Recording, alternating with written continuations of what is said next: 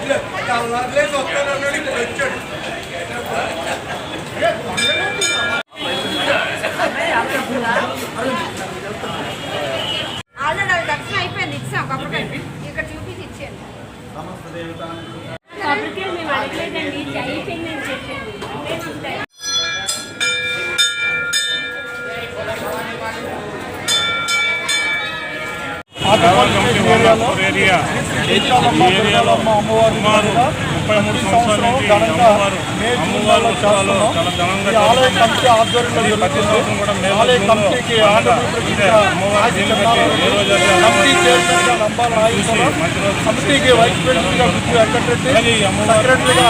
సంబాల మోహన్ ఆంధ్రప్రదేశ్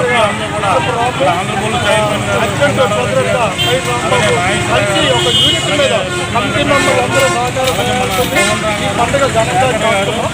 ఈ పొద్దున్న ఉదయం 5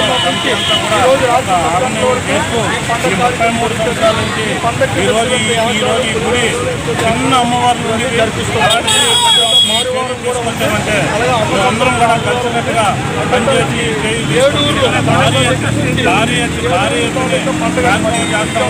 అలాగే ఈ రోజైతే సాయంకాలం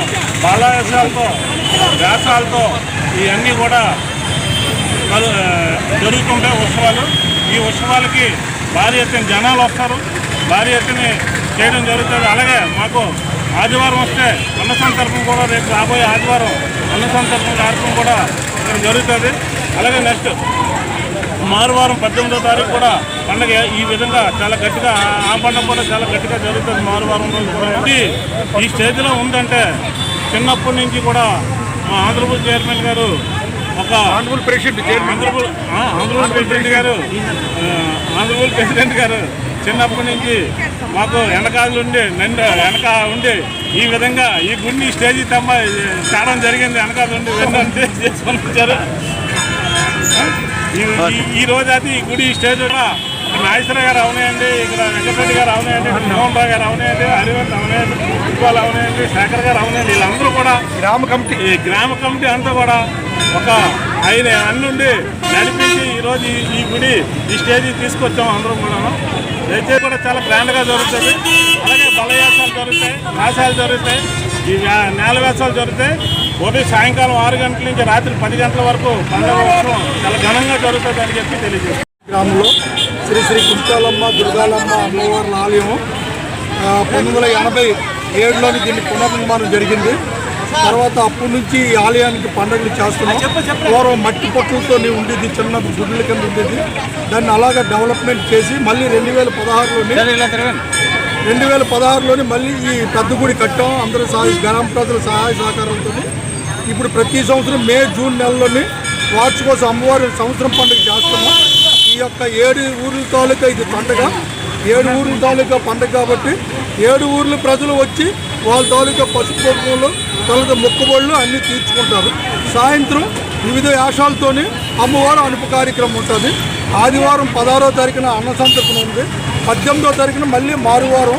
ఇలాగే గ్రామ ప్రజలందరూ వచ్చి పసుపు కుంకుమలు ఇచ్చి అమ్మవారికి సేవించుకుంటారు.